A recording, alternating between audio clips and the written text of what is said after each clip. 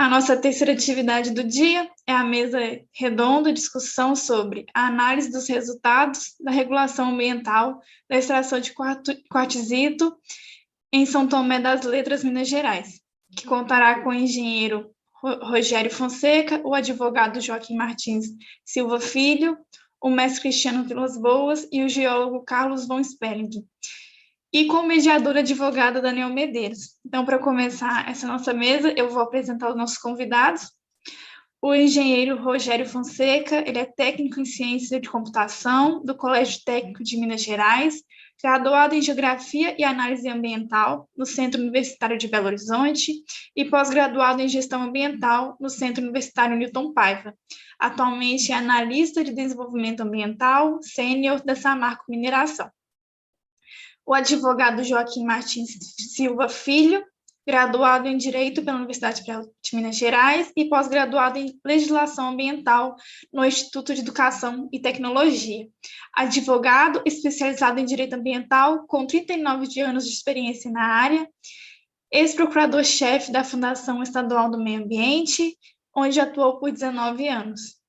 O mestre Cristiano Vilas Boas, mineiro, escritor de cultura mineira, empresário, graduado em psicologia, pós-graduado em psicopedagogia, recursos humanos e gestão ambiental, mestre em administração e ex-professor e pós-graduação em diversas universidades do sul de Minas.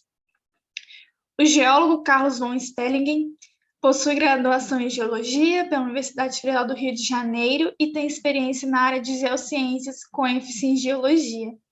E o nosso mediador, o advogado Daniel Medeiros, bacharel em Direito, advogado pela PUC Minas, atualmente gerente geral de sustentabilidade da Samarco Mineração e ex-aluno do nosso programa. Eu vou passar agora a fala oficialmente ao Daniel Medeiros, que dá início ao nosso debate. Obrigado, Andréia. Boa tarde a todos, boa tarde a todas. Como disse no evento de abertura da Semana de Meio Ambiente, né, para mim é uma honra muito grande estar aqui participando, como um ex-funcionário da FEAM, 15 anos de FEAM eu tive, sem contar que a minha mãe também é servidora da FEAM, então eu cresci na FEAM, né? E também um ex-aluno do programa. Então, para mim, é uma honra muito grande. Difícil falar depois dessas homenagens a amigos tão queridos que a gente perdeu recentemente. Então, vamos tentar ser mais direto, porque senão a gente não consegue falar, né? Então, foi muito bom ser convidado para mediar uma discussão sobre São Tomé das Letras, porque quando a gente fez a regionalização do órgão ambiental, eu fui trabalhar 5 anos em Varginha, liderando a parte jurídica da Supran Sul de Minas, e a gente pôde, então, trabalhar diretamente com a gente chamava até para concertação em São Tomé das Letras, né? E aí a gente teve a oportunidade de conhecer bem a questão e acompanhar de muito perto o trabalho do Caio. Então, a gente ajudou na montagem dessa mesa e a gente procurou trazer pessoas que tiveram e contribuíram para aquele momento, que, como a gente viu no filme, aí, é um momento longo de trabalho, né? Então, o Rogério, ele foi estagiário do Caio, depois trabalhou com o Caio, diretamente em São Tomé, e depois, na Supran Sul de Minas, também trabalhou com as questões de São Tomé. O Cristiano Vilas Boas, ele é um minerador em São Tomé, então uma pessoa que atuou muito nas discussões. O Joaquim Martins, nosso mestre, não precisaria nem falar muito dele, porque ele é reconhecido e, por si só, já é a história do direito ambiental brasileiro. Mas é uma pessoa que liderou o jurídico da FEAM por muitos anos, então participou, evidentemente, diretamente nesse processo todo. E o Carlos von Sperling, um consultor que trabalhou na área, muito questionador, né, com posicionamentos importantes. Então, é muito legal ter o Carlos von Sperling aqui também. Então, a gente traz minerador, órgão ambiental e consultoria para falar um pouco desse trabalho. Eu vou passar, então, direto a palavra para o Rogério, para ele falar primeiro, porque ele vai fazer, a gente conversou um pouco, né? Ele vai fazer um overview bem bacana de tudo. Rogério, por favor. Boa tarde, Daniel. Boa tarde a todos. André, pessoal da mesa, vocês vão projetar ou prefere que assim eu faça? Tem uma apresentação guia. Se você conseguir, Rogério, pode ser você. Se der errado, a gente fica aqui com o plano B, pode ser? Tá bom, deixa eu procurar aqui se eu tenho essa possibilidade. Rafael, mais prático você colocar, faz essa gentileza. Obrigado, professor. Eu não estou encontrando aqui, talvez eu não tenha essa opção. Ah, não, tenho sim. Se quiser, eu já estou pronto aqui. Então vai lá, Rogério. Vamos lá.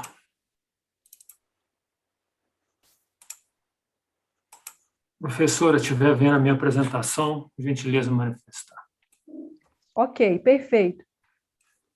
Bom, gente, boa tarde novamente a todos. É uma alegria para mim estar participando, né, desse evento, um evento desse porte, né, tão rico. E é uma alegria para mim estar vendo aqui antigos colegas, né, antigos tutores, e eu não estou dizendo isso de forma alguma, né, da boca para fora. Eu vou me ater aqui a um comentário importante do Daniel Medeiros, que a gente tentar ser mais direto, que realmente a emoção não pode tomar conta e a gente perder a qualidade, né, da palavra. Antes de mais nada, né, eu acho tão importante para mim esse evento, que tudo que o Caio significou na minha vida e tudo que o tema, né, não só a questão ambiental, mas o setor de Quartzito e o território de São Tomé proporcionou o meu aprendizado para a minha formação enquanto profissional, né, e enquanto homem. Eu estou vendo aqui, eu sou uma pessoa que vem do meio empresarial, né, não tenho afinidade nem a envergadura de vários que a gente observou aí no meio acadêmico, então se torna um desafio muito interessante, né, para a gente caminhar. Bom, antes de mais nada, não teria como, né, seguir nessa apresentação sem fazer referência à minha relação com o postulante ao título, uma pessoa realmente endossando aqui as palavras de sua filha, né, que eu não tive a oportunidade de conhecer, uma pessoa de gentileza sem igual, né? Foi ele uma das primeiras pessoas que me ensinou, né, no meio profissional. É claro que esse tipo de orientação e de marcação vem de família, mas realmente eu aprendi com o Caio a ser gentil com os colegas, a respeitar o tempo, né, de formação, de aprendizado de cada um, de entender o local e a posição de cada um, né, sem ferir, sem agredir e sem demonstrar, né, uma impaciência desnecessária, né? Era uma pessoa realmente muito inteligente, mas ao mesmo tempo muito paciente com aqueles que estavam caminhando, né, na busca ali do aprendizado. Eu posso também definir o Caio uma pessoa que ele sempre estava, isso não estou dizendo também pelo evento, acima do tempo, né, à frente, porque você entender naquele momento, né, que o setor produtivo tinha o seu local, a questão ambiental tinha a sua importância, e ao mesmo tempo tentar reunir, né, equilibrar isso numa atividade única, isso não era qualquer um, né? Existia muito radicalismo de ambos os lados, como existe ainda hoje. E eu entendo, e a gente começando ali como estagiário, que ele já sabia fazer essa leitura e passava isso com muita clareza para a gente, né? Então, assim, a capacidade de entendimento e a gentileza dele era tanto que é até interessante, ele me chamava de professor, né? Professor Rogério, então, uma pessoa que tinha tanto para me ensinar, uma pessoa que tinha tanto para agregar na minha formação, fazer uma referência dessa, ele estava nada mais do que me dando força, né? Me incentivando a seguir, você consegue, você sabe, no meio de tanta gente gabaritada que eu cheguei para trabalhar, quando ainda jovem, inicialmente estagiário, futuramente consultor, né, analista da Fundação Estadual do Meio Ambiente. Então, eu acredito que ele foi muito importante para eu entender que eu podia, que eu conseguia, e isso realmente, a grandeza dele era demais. A família tem que né? Não sou eu que vou dizer isso, mas tem que reforçar apenas, se sentir orgulhosa, e foi para mim realmente uma satisfação muito grande receber esse convite e estar aqui tendo oportunidade, em meio a tanta gente querida por Caio, tanta gente gabaritada, sendo um dos responsáveis para trazer essa mensagem para vocês. Ponto.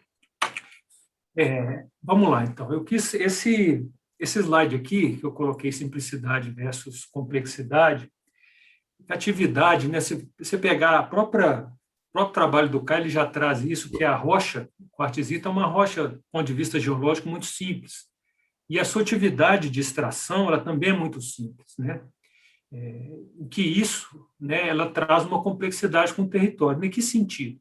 A simplicidade, a facilidade para se praticar uma lavra dessa natureza, ela traz consigo uma inconformidade, né, uma informalidade, e com isso vai desdobrando, né, o caos social, a falta de ordenamento, né, do território, e, consequentemente, traz aí um prejuízo, uma dificuldade de administração para o poder público local, para o poder público estadual, e até mesmo, se a gente quiser abrir um pouco mais, para a federação. Então, eu acredito que, talvez daí, né, dessa simplicidade característica, né, de extração, e aí meus colegas podem, eventualmente, adentrar um ponto mais do ponto de vista técnico, ele gerou uma complexidade e um boom, né, de desordenamento, uma atividade desordenada ali naquele território e em outros, com uma característica similar, né? O que isso atraiu a atenção do Estado, atraiu a atenção dos órgãos de controle e fomento, e eu acredito que muito disso, né, motivou aí a adentrada da turma da FEAM, em muitos momentos capitaneada pela pessoa do Caio, para tentar, né, colocar um pouco de ordem, para tentar organizar e trazer aquilo que eu vou chamar no final da minha apresentação, um pouco de sustentabilidade do território. Então, gente, a gente não pode também deixar de falar aqui das trajetórias, né, como que isso aconteceu, de uma forma bem resumida e sempre muito inspirada, e com respeito ao trabalho do Caio, como não poderia ser diferente. A FEAM iniciou uma participação um pouco mais ativa no território, como eu comentei ali, muito motivada, né, pelo momento, né, de crescimento da legislação ambiental, da consciência. O Estado de Minas Gerais, a gente sabe que ele sempre foi referência e pioneiro no Brasil nesse tipo de movimento. Isso não é segredo e nem nunca foi para ninguém. Mais ou menos no ano de 92, 93, a FEAM já começou a flertar com a ideia, né, de que havia um problema, havia uma dificuldade e que precisava, né, a gente caminhar de uma forma mais respeitosa para com o conjunto de regras, o conjunto de legislação e a qualidade de vida das pessoas. E quando foi em mais ou menos 2002, a FEAM entendeu que não era, vamos dizer assim, tão eficiente fazer esse movimento de forma isolada. O Estado entendeu isso dessa forma, né? Existia a FEAM, que era o controle das atividades, o licenciamento, o IEF, a parte florestal, o IGAM, a parte de gestão das águas, e nesse momento o Estado começou a entender que precisava dar integrar, né, dar unidade para as ações, uma riqueza, uma interdisciplinaridade maior. E foi aí que veio, né, juntou a força do IEF e do IGAM com uma participação mais presente, o Caio fala bastante disso em seu trabalho, e foi aí que começou a levantar, né, a identificar as saídas, naturalmente identificar as dificuldades, procurar saídas, e nesse interim, né, nesse momento aí, veio a criação da Supram Sul de Minas, que ela oficializava essa integração dos órgãos, né? Isso aconteceu em meados de 2003, né? Em 2004, a gente teve uma escalada, né, dessa integração dos órgãos da região, já ali reunidos na Supram Sul de Minas, e uma integração maior com os órgãos que traziam, né, aquele histórico, aquela experiência, aquela vivência, todo aquele aprendizado desde aproximadamente 92, né? Então, a gente tinha ali um histórico, a riqueza de conhecimento, com o posicionamento, com a integração dos órgãos representado pela SUPRAM. E disso nasceu um movimento maior na região, um chacoalhamento do setor, né? O próprio produtor não se sentia tão à vontade, tendo ali a clandestinidade bater na porta, quem tentava se organizar, né, já não tinha tanta facilidade. E então surgiu, no ano de 2005, um GT, chamado GT, que eu tive felicidade de participar, juntamente com Daniel Medeiros, seu Carlos Espegas, Joaquim, Cristiano Vilas-Boas, meus colegas de mesa, todos eles eu me lembro muito bem, né? Esse GT, eu acredito que tenha sido, talvez, o principal marco, né, de fomento para um conjunto de regimento, de ordenamento do território que sucedeu ao longo desses anos, né? Foi quando a gente teve a oportunidade de entender o que estava acontecendo, de entender as dificuldades, ter um viés duplo, né, todos os lados, o desdobramento disso e o que a gente veio aprendendo, né, o que a gente já tinha aprendido, o que a gente já sabia e o que a gente precisava descobrir, o que precisava corrigir, o que precisava assentar. Naturalmente, eu me sinto aqui à vontade e peço licença para falar um pouco da minha vivência, né, que coincide um pouco com a parte do quartzito, né? Entrei na FEAM ali, o colega Ronildo acabou de me cumprimentar lá nos primórdios da DMET, né, para fazer estágio, mas eu sentia que aquilo ali, até mesmo pela minha formação, pelo meu conhecimento, eu não estava tão à vontade, foi que eu fiz, né, com todo entendimento e capacidade de enxergar isso do Caio, me trouxe, né, me levou para a DIME, a Divisão de Indústria Metal, Extração de Minerais Não Metálicos da FEAM, onde eu iniciei o meu estágio, eu comecei a ter um contato maior com a questão do quartzito, especialmente em São Tomé. Tive uma passagem aí no ano de 2002 na iniciativa privada, na mineração, extração de minério de ferro, mas eu sentia que eu não tinha terminado, né?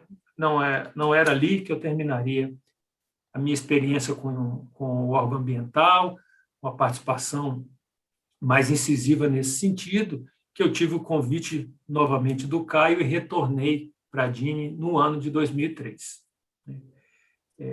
E ali eu já comecei a trabalhar no CAST, né? Seja ele rocha calcária, seja ele rocha quartzita.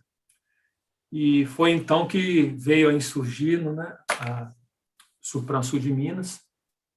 Eu tive a oportunidade de fazer a transição, ingressei e comecei a ter, que foi justamente nesse momento, né, que estava se formando a ideia de integração dos órgãos, que estava se formando a ideia de um olhar local, trazendo a experiência global, que já vinha dos 3 órgãos matriz, e que eu entrei nesse momento, todo mundo aprendendo junto, a sociedade, o produtor e o Estado.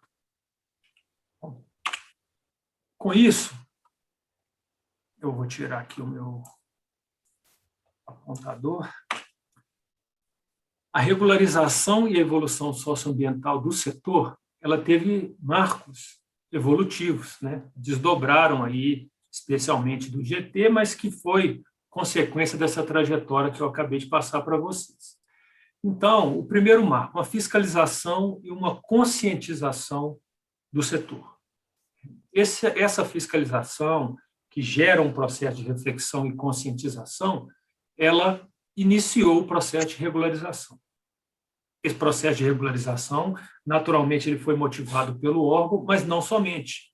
Como eu disse, a própria sociedade demandava isso, né? Esse melhor ordenamento, enquadramento.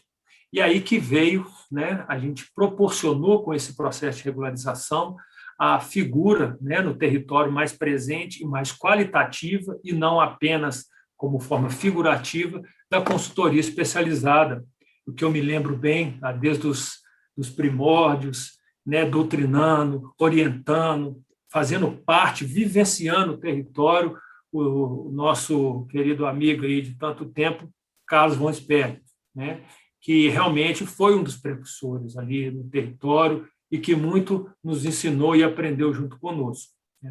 Através desse processo e dessa consultoria, proporcionou uma conformidade técnica, e aí a gente tem, né, naturalmente e consequentemente, uma conformidade legal do setor. E aí a gente pode ter, né, atestado até pelos próprios mineradores que se mostravam interessados em atender, em cumprir toda essa legislação, né, toda essa questão ambiental, social. Eu me lembro que uma das vistorias e fiscalização que a gente fez, as mineradoras que eram precursoras ali desse desenvolvimento, dessa questão profissional e séria, e tinham desenvolvido a primeira prensa no setor que era isenta de risco ocupacional. Vejam bem, isso hoje em dia já é tão natural, né, que ninguém consegue imaginar uma atividade com risco ocupacional, a pessoa perder a mão num simples clique. Mas na época não existia isso. E a gente começou, através desse trabalho, eu acredito que foi puxando, né, uma reflexão do próprio setor, isso ninguém pediu para eles. Eles se organizaram, entenderam que era o momento de virar a chave, né? E com tudo isso, então, a gente teve um ganho social que eu pude vivenciar e posso atestar. Posso elencar aqui para vocês que a geração de emprego e renda com dignidade, você gerar emprego e renda de qualquer forma, a qualquer custo, né, a gente não quer. O incremento na arrecadação, isso traz consequências benéficas diversas, a qualidade do ambiente e uma qualidade de vida, né, das pessoas, isso e foi notório, desde a questão dos aspectos visuais, era muito ruim, né, e a questão da qualidade das águas, qualidade do ar, e causa urbana ali, social, a gente acredita que melhorou muito, a disponibilidade dos recursos naturais e consequentemente, e finalmente, a execuibilidade do negócio, né? Não tem como a gente ter uma atividade, seja ela qual for, que não seja execuível, que não seja equilibrada, né, socialmente justa. Aí... em benefício do tempo, precisamos dar uma acelerada, tá bom? Perfeitamente, perfeitamente. Já caminhando para o fim, eu coloquei esse slide aqui de forma ilustrativa, né, que eu já introduzi. Essa palavra, sustentabilidade, é uma palavra que está na boca de todos nós e daqueles que não estão no meio, né? Mas eu acredito que todo esse trabalho, iniciado aí, de alguma forma, pelo CAI e por tantos outros, né, que eu tive a oportunidade de participar, todos nós aqui presentes tiveram a oportunidade de participar, já visava alcançar esse termo, a sustentabilidade. E aí, eu não estou dizendo da sustentabilidade do negócio, questão econômica, estou dizendo da sustentabilidade ambiental, porque se a gente não houver esse equilíbrio que se buscou e esse entendimento e esse ganho, né, da sociedade, não tiver alcançado esse equilíbrio, a gente nunca mais vai ter essa palavra em mente. Então, mais uma vez aqui, já encerrando a minha participação, eu agradeço a oportunidade e fico à disposição da mesa para esclarecer e responder dúvidas eventuais.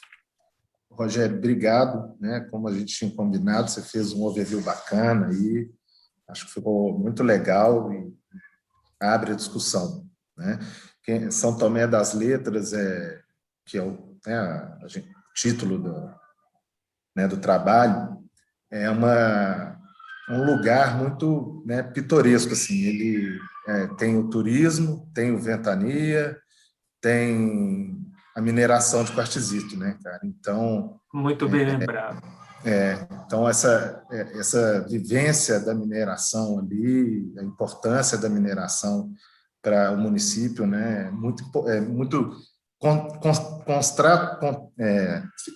briga, né, com a questão do turismo e tal, mas eu acho que o Caio, o trabalho todo de todo mundo, dos mineradores, do Caio, nosso, das consultorias, conseguiu dar um certo equilíbrio nisso tudo daí. Muito legal. Vamos passar, então, agora para o Joaquim Quincas, por favor.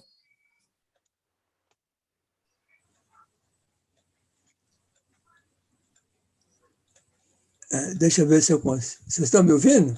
Estamos te ouvindo, sim. Muito bom te ver, viu, Kim? Então, boa tarde a todos. Eu já estou aqui há algum tempo e é evidente que eu me senti assim, um grande homenageado de ter tido contato com todo o meu povo. Eu não consegui me desligar da fé, né? Porque essa questão ambiental acabou fazendo parte de toda a modificação de vida, né? Imaginem vocês, um advogado que era defensor de preço político, de repente, por muitas circunstâncias, é convidado a entrar numa área que não conhecia absolutamente nada, e aí foi como se eu tivesse voltado a uma universidade com multifacetas, né? Aí desde a física, da biologia, da mineração. Então, eu realmente, né, tive uma mudança de vida muito grande. E aí eu descobri, né, de fato, a minha verdadeira vocação como advogado, como jurista, digamos assim. Então, eu quero também iniciar aqui com homenagem a Cláudia e a Ana Carolina. Eu acho que eu fiquei muito feliz quando me fizeram contato sobre participar desse evento, porque Caio foi um grande amigo. Caio era um sujeito muito simpático, né? E que entrava na minha sala praticamente, ao chegar na FIAM, punha a cara para dentro e falava comigo assim: bom dia, o mais inteligente. Isso aí eu morrendo de rir. E a gente teve a oportunidade de trabalhar junto, inclusive nessa questão que é o tema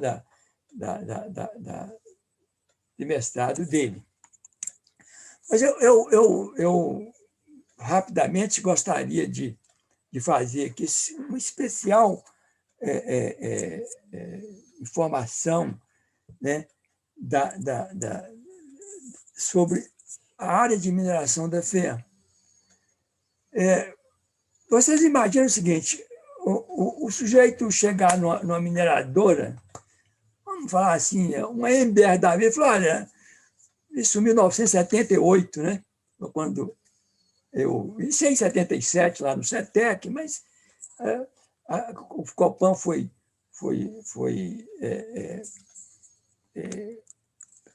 implantado mesmo em 1978, e dizer para o cara: olha, você está poluindo, isso que não pode e tal.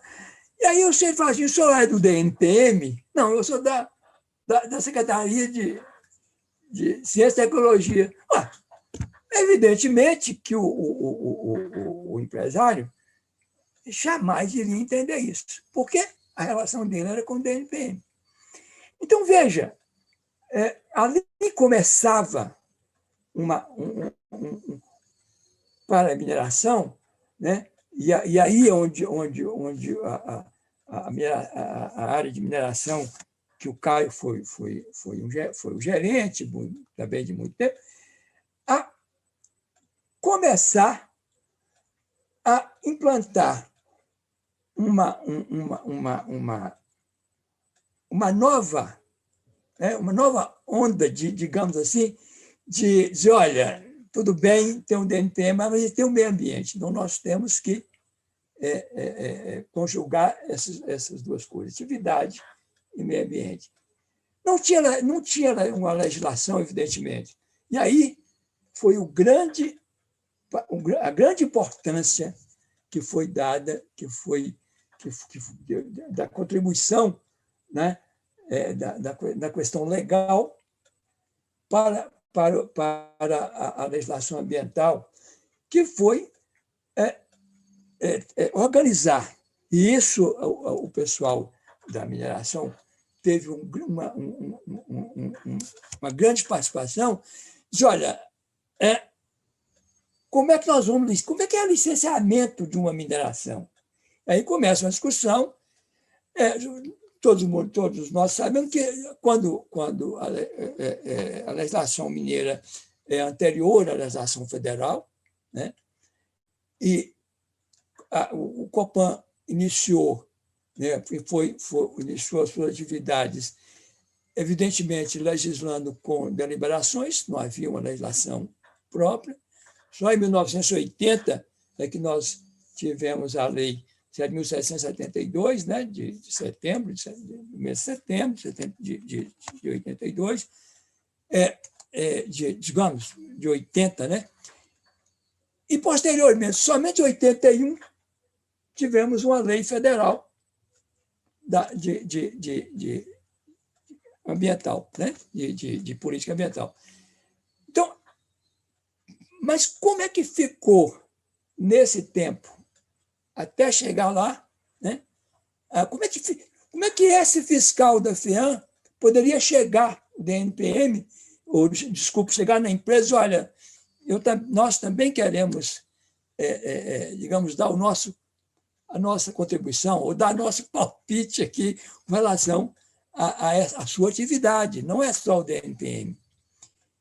E isso foi, evidentemente, feito através de estudos. O pessoal da mineração, junto com o jurídico, né, acabou por, provavelmente, já em 1990, né, a elaboração do processo de licenciamento da mineração, que eu reputo de muito perfeito, e que, com a participação do setor produtivo, isso foi muito importante, que resultou na deliberação normativa, resultou na resolução CONAMA número 9, de 90, e na deliberação normativa do COPAN, número 4, de 90, sendo que a deliberação normativa foi publicada um mês depois, porque praticamente todo o esboço daquela legislação do licenciamento da atividade minerária foi feita dentro da área, pelos técnicos de mineração da FEAM e evidentemente, juntamente com o jurídico. Então, veja, a importância, né, do trabalho desses técnicos, e aí é como eu falo, na verdade, eu entrei para uma escola onde eu aprendi tudo que sei hoje e que vivo hoje com técnicos, né? E tudo que eu aprendi sobre mineração, aprendi lá, né? Foi um período em que, nessa convivência, uma das coisas que eu costumo dizer, olha, eu perdi a linguagem do advocatese, né? Eu hoje não sou mais advogado, eu sou advólogo, porque eu hoje escrevo um texto para um técnico ler. Então, para que eu chegasse a esse entendimento, evidentemente que foi um aprendizado lá com os técnicos, né? Escrever um parecer sobre jurídico, sobre alguma coisa de mineração, evidentemente que fiz porque eu aprendi lá com os técnicos.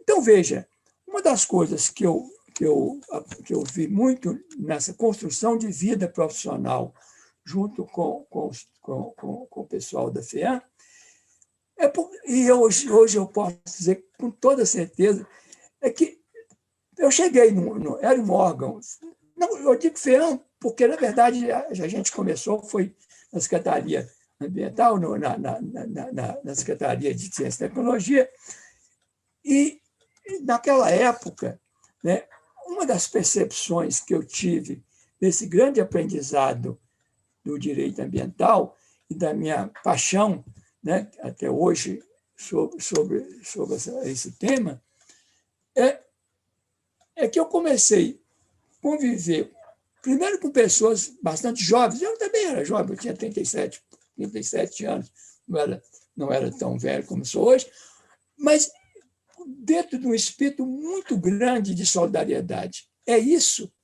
é que pessoas como Caio, pessoas como outros colegas que eu vejo aqui, Zé Cláudio, Daniel, é que a gente tinha uma vivência de solidariedade muito grande entre nós. E havia também um ambiente de muita seriedade, sabe?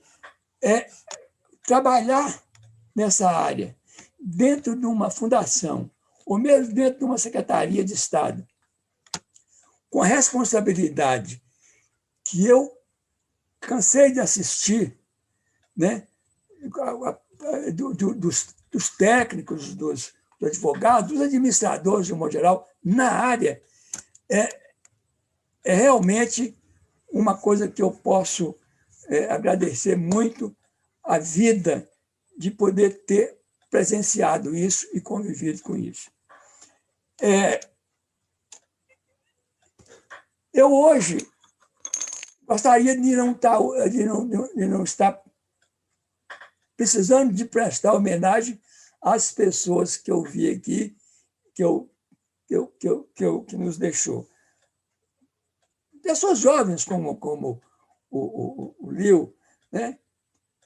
Grande amigo, realmente uma pessoa, como diz o Zé Cláudio, extremamente inteligente, né? O Evandro, né? A Castelo Branco, enfim, o Caio.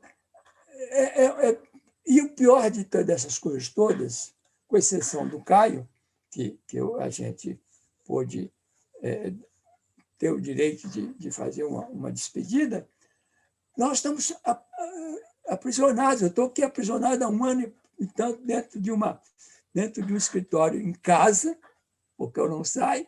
Né? Eu sempre falo que eu não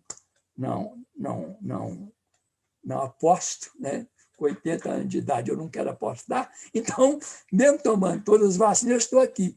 E aí vem um sentimento muito frustrante de você não ter o direito de estar junto com os familiares, de dar um abraço de solidariedade. Essas pessoas se foram num período em que você estava aprisionado e não teve o direito de, pelo menos, dar um último adeus. Então, o nosso encontro aqui hoje, para mim, foi, sobretudo, um encontro de coração, sabe? Coração, porque vi as pessoas que eu gosto muito, sabe? Todos que perfilaram aqui da FEAM são pessoas que eu sinto como parte da minha vida. Foram e continuam sendo parte da minha vida, né? E os que se foram, né? E dizer o seguinte, que uma das coisas que eu sempre falo é que um dia a gente vai voltar à mãe natureza, né? Isso é fatal, não temos jeito. E que nós façamos isso, e que nós nos preparamos para isso, sabe? Respeitando essa mãe natureza, que a gente seja recebido por ela no futuro, né? Como parte dela, como quem a amou sempre, né? E eu quero encerrar, então, a minha fala, primeiro agradecendo ao FOP por essa oportunidade de estar aqui conversando com vocês, né? Agradecer a Cláudia, agradecer os meus companheiros de FEAM, todos, sem exceção, sabe? Eu posso dizer que vivi 20 anos, né, até hoje. Não consigo me desligar de lá. Toda vez que eu me refiro a alguma coisa sobre a FEAM, eu refiro como como um membro dela, o aposentado, mas como se eu estivesse lá. Enfim, né? Dizer que eu não considero, né, que eu posso ter aposentado de ir trabalhar lá na escala administrativa e tal. Mas eu não me considero um aposentado quanto ao meu dever e obrigação, né, na defesa e na vivência das questões ambientais. Isso eu não vou fazer nunca. Um abraço para todos. Obrigado, Joaquim. A saudade, né? Eu também tenho essa saudade, viu, Quincas? Da turma da FEAM, né? Uma escola para todos nós. Bom, vou passar a palavra então para o Cristiano Vilas Boas, minerador de São Tomé, para que ele possa fazer as suas considerações.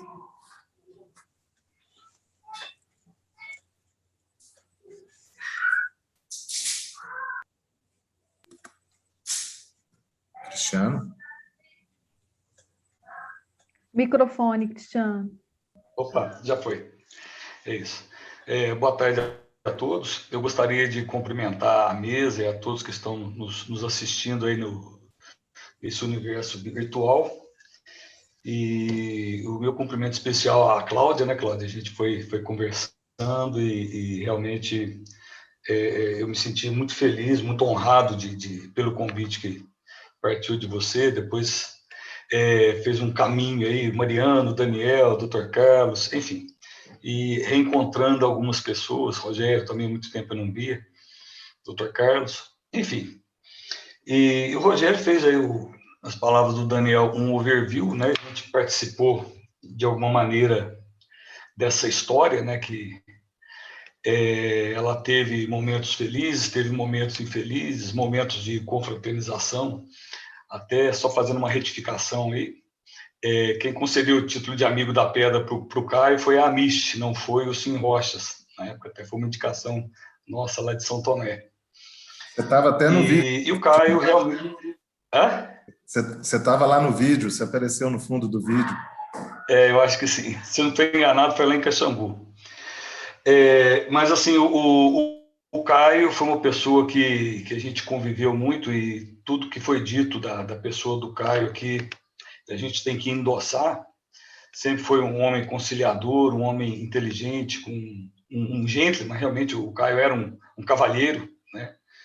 E naqueles momentos de maior tensão, de maior aspereza entre as partes, o Caio vinha: peraí, gente, calma. Eu lembro até de uma reunião que meio que ele encerrou a reunião, marcou para outro dia, porque a coisa estava meio aquecida. Enfim, tudo isso fazia parte da personalidade, da beleza da alma que o Caio realmente tinha. E é inegável, não tem como a gente fugir da realidade da contribuição que o Caio fez para São Tomé das Letras, né? Eu acho que houve muita coisa melhorou em São Tomé, algumas, infelizmente, permanecem, né? Eu acho que, de lado a lado, tivemos erros dos empreendedores. Eu acho que nós tivemos erros também do Estado, né? Em alguns momentos, a gente até busca lá o Chico Buarque, que tem que falar, né? Alguns momentos que foram páginas infelizes da nossa história, mas, se eu não estou enganado, nas palavras do Dr. Carlos, nós sobrevivemos e, enfim, eu acho que houve um avanço significativo. Nós aprendemos, e quando eu digo nós, eu acho que as partes aprenderam a se respeitar um pouquinho mais, e talvez ousaria dizer nós aprendemos com o Caio como conversarmos civilizadamente, a conversarmos, a ouvirmos as partes. Eu acho que o Rogério fez menção a isso, essa talvez tenha sido a grande contribuição do Caio, além desse trabalho aí que foi aí no finalzinho do trabalho dele na FEAM, que deixou um legado fantástico para o setor de quartzito.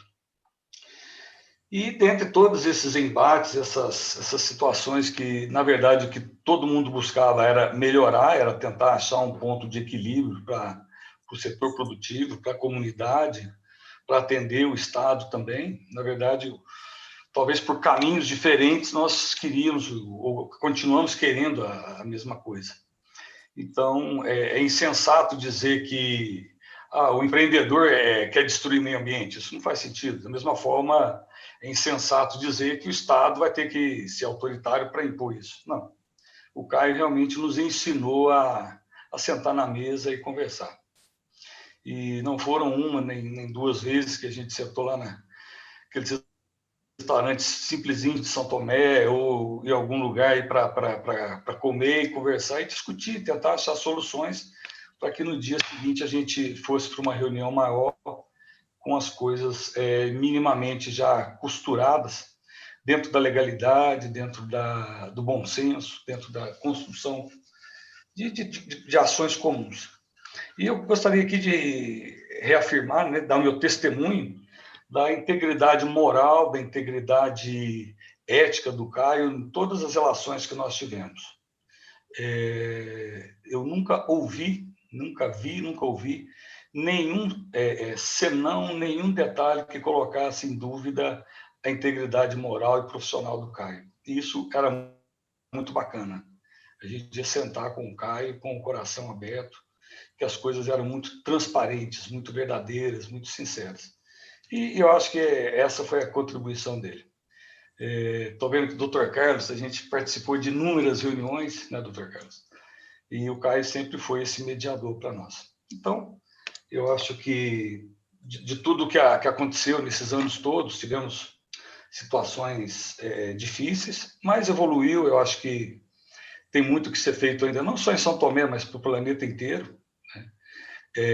Nós também, né, o empreendedor, ele também tem a preocupação com o meio ambiente, também tem a preocupação com as futuras gerações, né?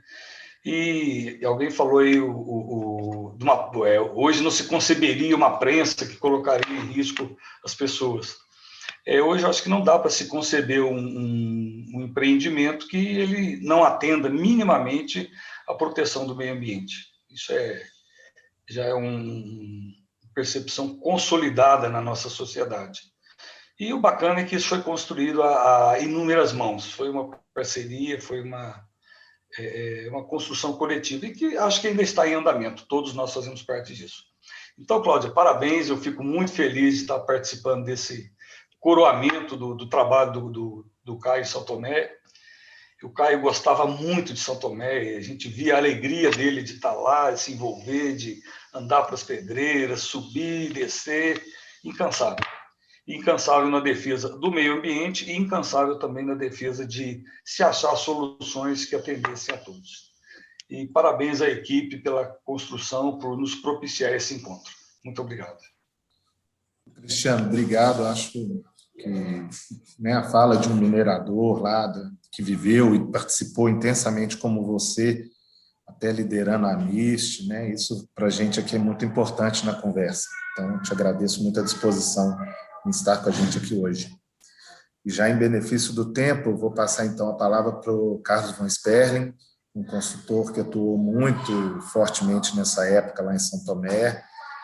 Então, era o contraponto, né, junto às nossas colocações como órgão ambiental. Acho que também vai contribuir bastante para a gente tecnicamente na discussão. Carlos, por favor. Obrigado pelas apresentações iniciais aí, mas vamos lá, vou tentar ser um pouco objetivo na minha preocupação de o que é Santo Tomé hoje. Mas vou fazer, inicialmente, um agradecimento à mesa por ter me convidado, né?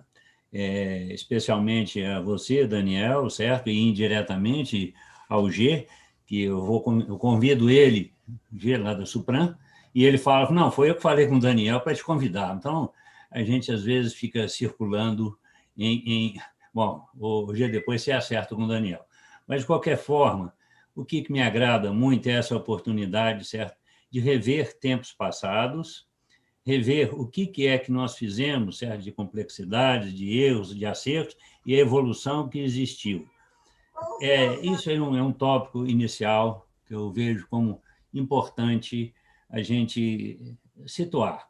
Depois, o que foi esse momento, essas diretrizes, para que o São Tomé atual seja diferente ou como está. E mais um terceiro tópico, sendo bem direto e objetivo, eu sei que meu tempo não é tão grande, o que é que essas minerações estão hoje preocupadas com as questões não ambientais somente, mas a palavra socioambiental, eu acho que ela explica bastante o que é essa interação de mineração na cidade de São Tomé, especialmente. E depois, considerando que deve existir outras áreas produtoras de quartzito que talvez estejam iniciando agora, né, o que esse aprendizado de São Tomé foi importante para que essas coisas sejam diferentes.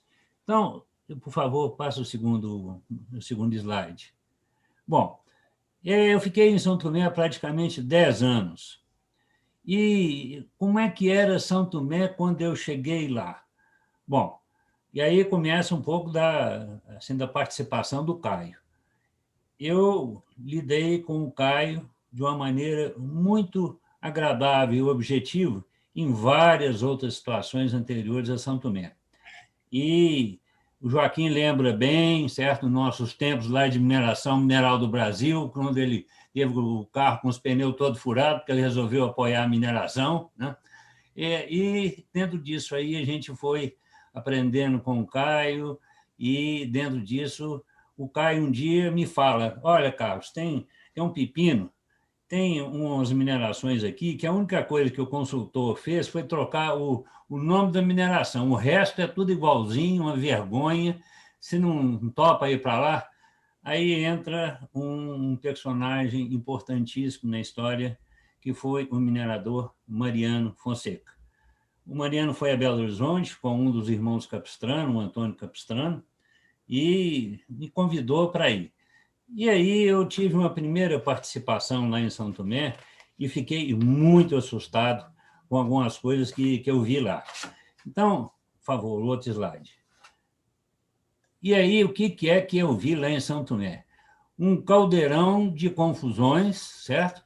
E dentro desse caldeirão, uma quantidade de gente dando opinião, multando, sendo irresponsável com as minerações e minerações irresponsáveis com ele, e ambientalmente falando, certo, uma tristeza que se via naquela ocasião. Que me desculpem os mineradores mais antigos, mas a realidade era essa. E aí eu resolvi ver quem era, nos dias de hoje, certo, quem eram os participantes. Passa o outro slide, por favor. E aí eu juntei 26 participantes de dentro desse caldeirão. Eram 26. Gente que, de todas as formas, de alguma forma, mandava e desmandava, e gente que desobedecia e achava que estava certo. E eu fiquei numa situação muito difícil de entender o que é que eu estava fazendo naquele lugar. E quem foi o responsável para me julgar dentro desse caldeirão foi o Caio. E aí eu sou agradecido, porque por isso eu aprendi muito. Espero ter deixado algumas coisas positivas lá, e dentro disso, certo, que a gente pode pensar em outras coisas. Conforme eu escrevi aí, essa listagem não é teórica, não fui inventando um nome, não.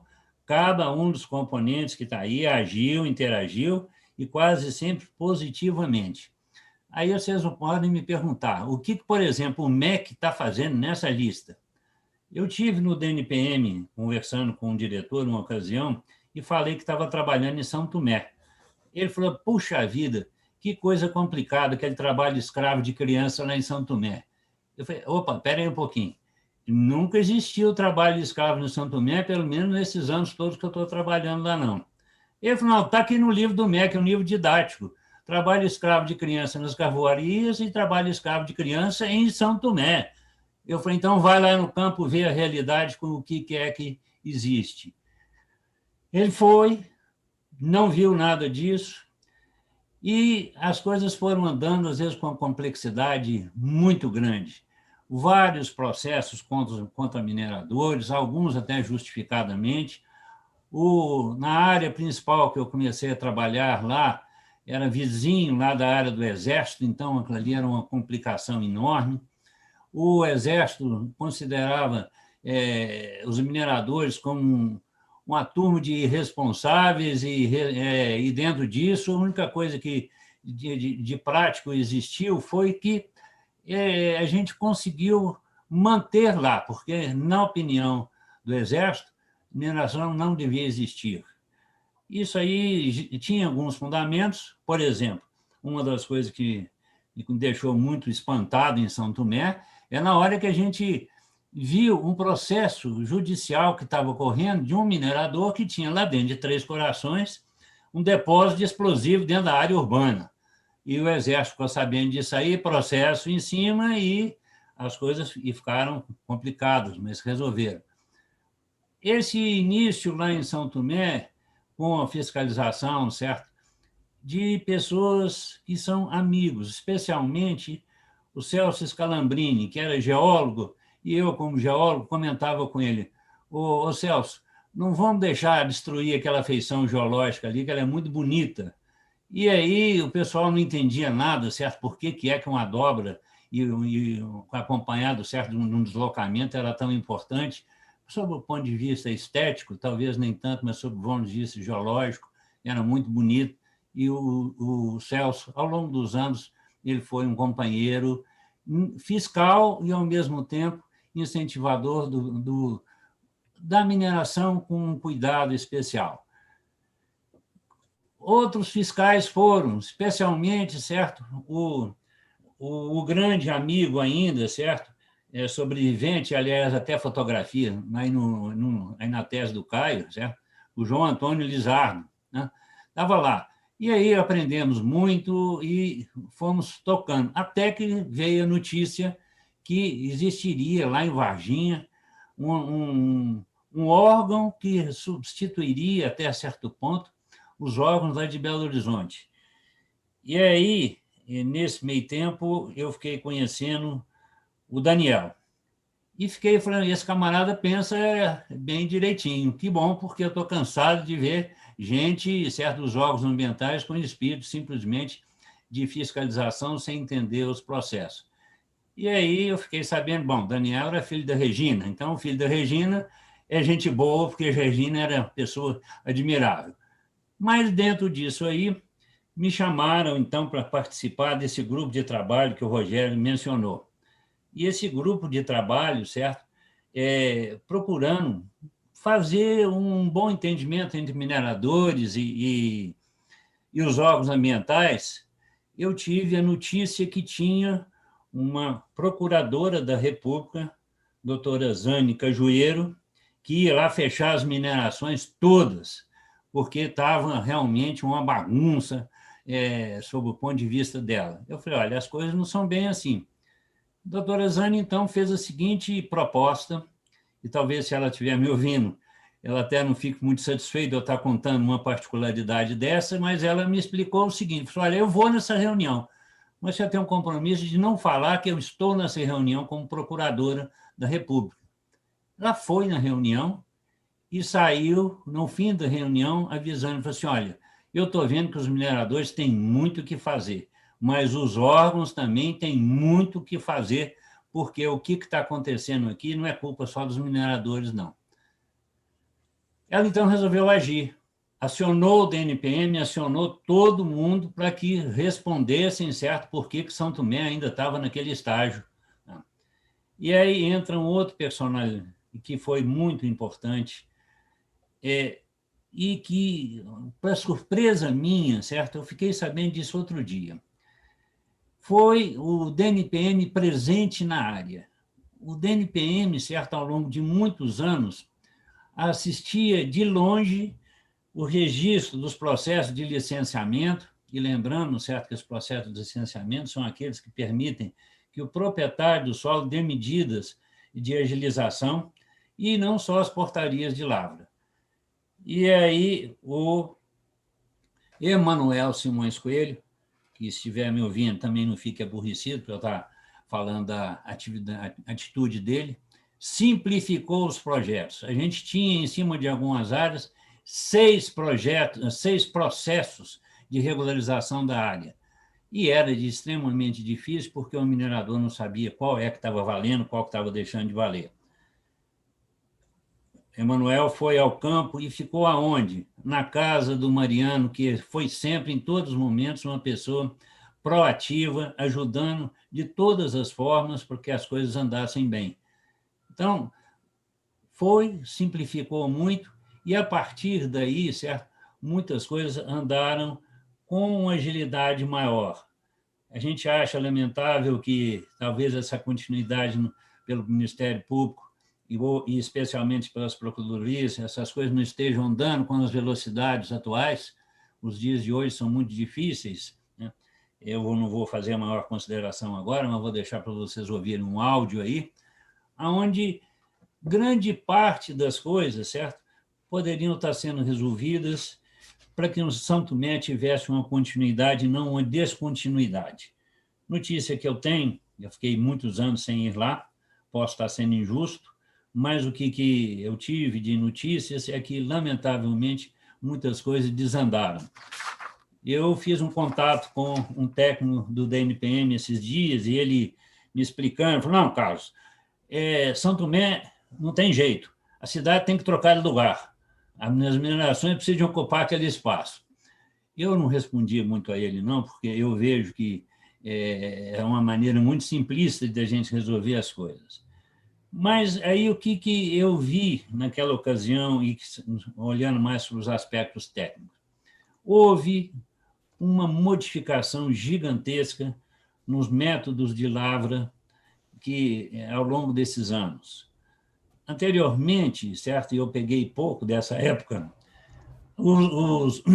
a remoção da rocha era feita, certo, com equipamento que era simplesmente o sujeito batendo marreta em cima de uma haste, ou seja, era o barramina. Depois disso aí, evoluiu para tratores, evoluiu tratores de esteira, que não funcionaram bem lá, para abrasividade, depois evoluiu para carregadeiras de pneu, e até que chegaram, certo, as escavadeiras de grande porte. O que isso aí significou ambientalmente falando, e já é um alerta para outras áreas que possam vir a ser utilizadas? A quantidade de rejeito que foi gerado a partir da chegada desses novos equipamentos foi gigantesca. O que eram pilhas pequenas passaram a ser pilhas de grandes dimensões. Pilhas de grandes dimensões significa ocupar espaço, e ocupar espaço, às vezes, de áreas com proteção especial. Entra nessas alturas o IEF, e grande parte das dificuldades foi por uma falta de entendimento dentro disso aí. Mas se existiam grandes pilhas, tinham que existir também processos de revegetação. E aí, algumas experiências memoráveis, especialmente estabelecendo um viveiro em São Tomé das Letras, mostrando que era possível, certo, criar, naquele tipo de solo pobre, uma condição de revegetação, e foi o doutor Sérgio Miana, que talvez não esteja me ouvindo, apesar dos convites que eu insisti, que levou o primeiro viveiro de mudas para lá. Depois ele foi evoluindo isso aí e continuou dando sequência. Aí as fiscalizações falaram, não, mas nós temos que melhorar essa questão da revegetação. Foram feitas várias experiências, uma delas de uma técnica da FEAM, me desculpe, eu não lembro do nome, se a Leonora estiver por perto, que ela me recorde, aonde a tentativa era o seguinte, de plantar candeia em cima das pilhas, E isso deu certo até um ponto, porque o que aconteceu? As pilhas precisavam de aumentar. Então, tentamos desenvolver uma outra técnica, e entrou a Fernanda Wassner, que conseguiu uma proeza que ficou registrada lá na universidade. Ela conseguiu fazer viveiros de candeia, coisa que consideravam impossíveis de serem feitos. E o viveiro de candeia ela teve que transportar para Belo Horizonte, e na hora de transportar tinha que ser à noite. E quem transporta isso aí? Mariano Fonseca, outra vez. Leva isso aí para a universidade e tem um sucesso grande. 90% das mudas progrediram. E dentro disso aí, sim. Eu estou me preocupando aqui, desculpa te interromper, porque eu estou vendo que você está no quarto slide de 10 e nós mas temos vamos lá. o tempo. Então, não, eu já estou nos agradecimentos, e os agradecimentos iniciais foram, no meio do texto, é para o Caio, que me jogou nessa fogueira, onde eu aprendi muito. Depois, um agradecimento especial ao minerador Mariano, que em todos os momentos foi receptível, certo? E um grande aconselhador, conselheiro e conciliador em todos os momentos, certo? De entendimento ou desentendimento. A doutora Zane, certo? Que também, certo? Foi uma pessoa eficiente nesse processo de tentativa. Ao Emanuel. E não pode deixar de lembrar, certo? A dificuldade que a gente tinha com a Prefeitura de São Tomé. A Prefeitura de São Tomé, naquele tempo, foi um problema gravíssimo, porque o minerador, aliás, o prefeito minerador, ele não tinha nenhuma preocupação em regularização. E aí a Câmara de Vereadores lá de São Tomé, na pessoa lá da Aninha, Ana Maria Sigor, conseguiu, certo, fazer várias coisas importantíssimas que até hoje persistem. Uma APA, São Tomé passou a ter uma área de proteção ambiental. E dentro disso a gente foi evoluindo e a gente conseguindo, certo, fazer algumas coisas que perduraram. Mas e dentro disso aí, então, a gente indo para o outro slide, certo? O slide 7, né? Eu estou saltando muito rapidamente algumas coisas, mas pode passar para o 7, por favor. Eu vi o seguinte, que tinha, dentro desse caldeirão, tinha ingredientes básicos, tinha tempero, tinha destempero, e tinha os consultores também. Quem que eram essas pessoas aí? Dentro dos ingredientes básicos, vamos para o 8, por favor. Os órgãos, e especialmente aí nessa hora entra o Caio como mediador, como simplificador das coisas. Outro ingrediente, os moradores de São Tomé. Os moradores nunca, às vezes, entenderam com muita clareza, certo? O que acontecia lá, mas sofriam na pele, certo? Seja ultralançamento de blocos de rocha, ultralançamento de vibrações indesejáveis, e grande parte, certo, daquelas coisas eram sentidas mais pelos turistas. Existia ali, paralelamente, todo um misticismo enorme de determinadas coisas que, para outros de fora, eram muito estranhas. Por exemplo, um motorista da FEAM, uma ocasião, ele se dirigindo para uma determinada mineração, ele tomou um outro caminho. Perguntamos, mas por que você está seguindo esse caminho? Ele falou, não, para a gente passar numa fazenda ali que tem criação de saci. Então, tudo bem, então não fomos para a criação de saci, mas existiu, certo, todo um misticismo que envolveu aquilo ali.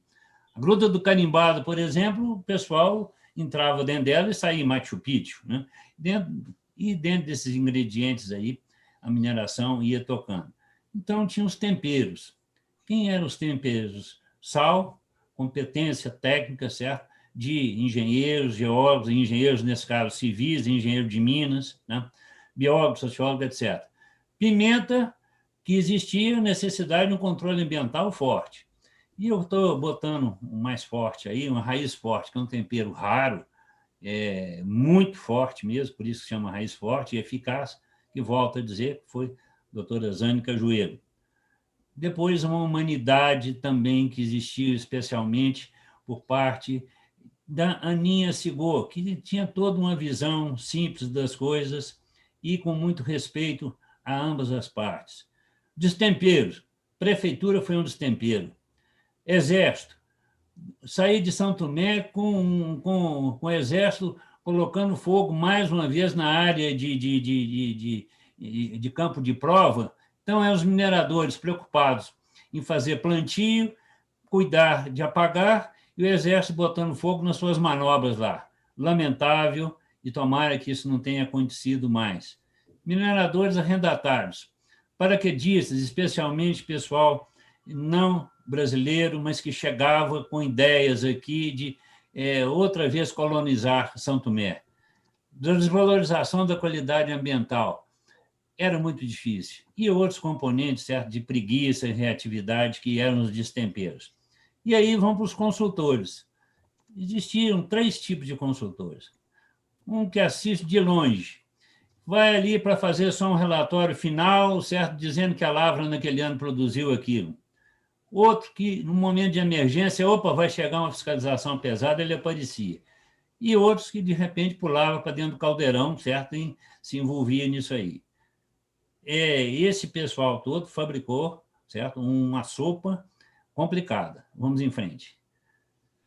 Bom, o que eu vejo nos dias de hoje? Eu vou gastar 2,5 minutos, espero que eu tenha esse tempo, passando, certo, uma gravação de uma pessoa que conheceu o São Tomé bem, viveu durante 10 anos no Copan, em Belo Horizonte, e que tem toda uma avaliação dos dias atuais que a gente pode ouvir na gravação. Por favor. Meu amigo, saudade daqueles tempos, década de 90. A gente fazia uma dupla até legal, viu? Era uma época que a gente estava construindo, né? Imediatamente após a Constituição, início da legislação ambiental federal nos estados e municípios, os obstáculos eram muitos, os chiitas eram poucos, mas a gente estava construindo. E isso dava um prazer imenso, né? Muito trabalho, mas um prazer imenso. Hoje em dia, é duro, viu? A gente tem que investir nossas forças para não deixar destruir o que foi construído.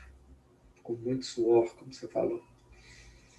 Agora, hoje mesmo, estou aqui fazendo emenda a essa porcaria desse substitutivo projeto de lei de licenciamento ambiental, que está uma bosta. Mas está ruim, cara. Mas está ruim. O pior é que eles vão aprovar. Vai ser um tratoraço, né? Porque vai ser a paga dos tratores e maquinário que eles receberam pelas emendas lá. O famoso bolsolão, não sei se você está por dentro aí, já ouviu falar. Essa corrupção que está vagando a olhos vistos. Tá? Desvio de verba do governo Lula está virando fichinha, feito o que está acontecendo aqui hoje. E pode se preparar que pode vir coisa até pior aí. Porque esse maluco que está aí no poder não vai querer perdê-lo, não. Na hora que ele vir que ele vai estar em segundo nas pesquisas, ele vai usar tudo que ele puder para se manter no poder. Então a coisa está difícil, cara. Muito difícil. Dá vontade de aposentar, sabe? Largar tudo. Porque é o que eu te falei, né? Aquele tempo dava prazer de trabalhar, mesmo de graça. Hoje, ganhando muito, já não dá prazer de trabalhar. Então, são os novos tempos. Podemos passar para o próximo, certo? Já estamos na finalização. Essa avaliação que foi feita, esse áudio aí, foi de gente que sentiu na pele esses momentos todos aí, os iniciais, como o Joaquim falou, certo? De muita alegria de estar construindo, e depois momentos muito atuais, lamentáveis, que a gente está vendo as destruições. E o que é que isso aí tem a ver, certo, com as questões de São Tomé? Está escrito. A gente precisa ir para o encerramento mesmo, por favor, tá? Vamos lá. Então, veja lá, eu tenho as questões socioambientais, certo? Que são necessárias de serem entendidas. As minerações entendem isso aí com clareza e, às vezes, ficam preocupadas ou com medo até de tomar determinadas ações de proteção socioambiental. E outra coisa, essas experiências todas que foram feitas são experiências que devem ser transmitidas também para outras regiões onde é que a exploração de quartzito está começando. Eu estou dizendo que está começando porque fiquei sabendo disso agora recentemente. Diamantina, se, lamentavelmente, as paisagens maravilhosas de Diamantina receberem, certo, uma exploração de quartzito sem os critérios que são possíveis, lamentável. Então, vamos para mais um, e eu já estou realmente encerrando. Bom, dentro desse conjunto todo, certo? De momentos diferentes, de alegrias e de tristeza, certo?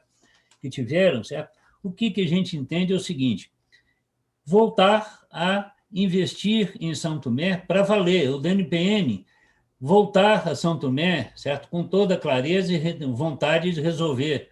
Os órgãos, as fiscalizações, as promotorias e os mineradores se juntarem outra vez, certo? Não com um espírito de maior competitividade, mas de respeito que já existiu. Essa é a expectativa que a gente tem, é a expectativa que algumas pessoas de São Tomé pediram que eu passasse para vocês. Muito obrigado, desculpe por ter prolongado tanto.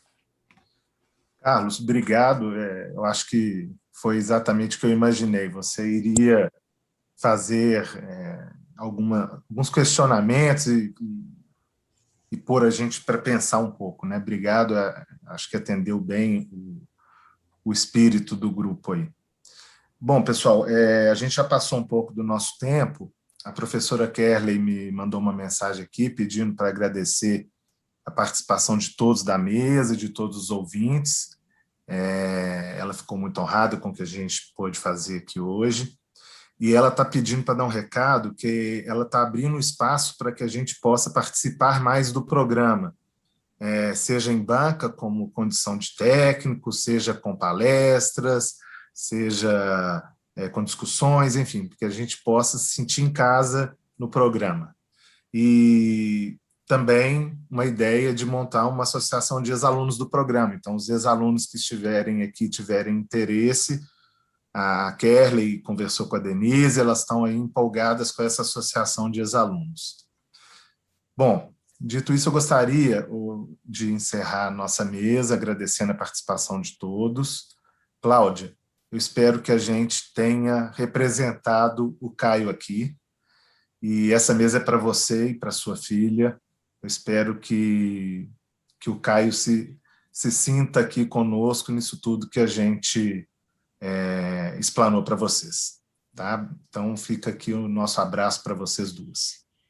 Muito obrigada, Daniel. Muito obrigada por sua ajuda, por sua condução impecável na mesa, e muito obrigada por você ter aceitado essa empreitada da gente conseguir fazer todo esse evento. Muito obrigada. Muita honra e gratidão a tudo que o Caio nos ensinou. Obrigada. Professora Kerley, obrigado a oportunidade de participar 2 vezes com vocês, muito feliz com isso tudo. Cristiano, Carlos, Rogério, obrigado. Um abraço para todo mundo, até Joaquim, meu mestre, obrigado, um abraço para vocês todos. Gratidão, Daniel. E o que eu disse para Daniel é de fato verdade, espero o contato de vocês, e com o adiantado da hora não consigo mais a gente estabelecer um diálogo mais aprofundado, mas ficamos à disposição. E será uma honra tê-los conosco para outros momentos, inclusive momentos que a gente tenha mais tempo, com oficinas, com palestras, participação nas bancas. As portas da UFOP estão abertas e sempre estarão, e do programa também, especificamente do programa mais ainda. Muito obrigada, Daniel, volte sempre, e é um prazer tê-lo conosco, sempre que quiser, fique à vontade. Gente, eu passo a palavra à Andréia para continuar a programação. Andréia.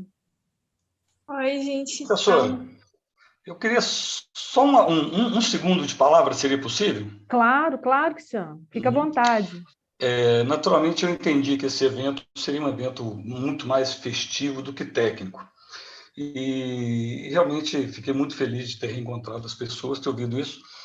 Mas para fazer valer a verdade, fazer valer a técnica, uma coisa que eu sempre vi em São Tomé e sempre fui muito crítico disso, é a história do falar por ouvir dizer. Então, a coisa que eu mais vi em São Tomé em todos esses anos foi o Estado e pessoas gastando dinheiro público para fazer diagnóstico. Então, as pessoas para criticarem São Tomé precisam estar lá e conhecer. E hoje eu percebo que ainda tem muita gente que não conhece absolutamente nada da realidade, de todos os lados, e se posiciona até de uma maneira radical, sem ter a vivência acadêmica e prática. E isso gera uma série de distorções que aconteceram ao longo dos anos. Então, para toda a plateia que está nos ouvindo, eu pido a ir a São Tomé, conversar com as pessoas, conhecerem a realidade para fazerem o seu juízo de valor. Do contrário, que é uma pessoas que frequentavam e palpitavam em São Tomé. Então, agradeço e grande abraço. Vou pedir licença para me desligar da mesa e desejo paz e sucesso a todos vocês. Obrigada, Cristiano. Volte sempre.